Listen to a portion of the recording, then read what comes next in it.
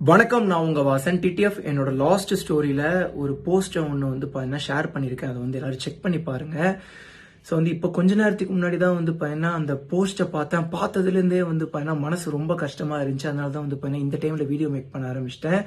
So என்ன நடந்துச்சு ஏது நடந்துச்சுன்னு தெரியல. அந்த பொண்ணு பார்த்தீங்கன்னா சூசைட் பண்ணியிருக்காங்க அப்படிங்கிறாங்க. பட் அந்த அம்மா பேசுறத பார்த்தா அது அந்த மாதிரி தெரில.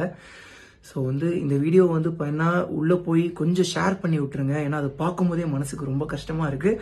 சேம் டைமில் அங்கே என்ன உண்மை நடந்துச்சுன்னு நம்ம யாருக்குமே தெரியாது. பட் ஸ்டூடெண்ட்ஸ்க்கு தெரிஞ்சிருக்க நிறைய சான்சஸ் இருக்குது.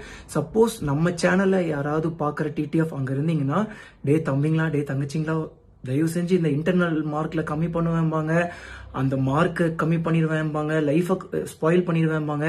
அதுக்கெல்லாம் பயப்படாதீங்கடா. தயவு செஞ்சு என்ன உண்மை நடந்துச்சோ தயவு செஞ்சு அதை மட்டும் மீடியாவுக்கு சொல்லிடுங்கடா. மீடியா கூட சொல்லாதீங்க, அந்த அம்மா கிட்ட சொல்லுங்க, அது போதும். தனியா நீங்க மீட் பண்ணி கூட சொல்லுங்க. அதை கேட்கும் போது அவ்வளோ கஷ்டமா இருந்துச்சு. ஏன்னா நம்ம வீட்டு பொண்ணு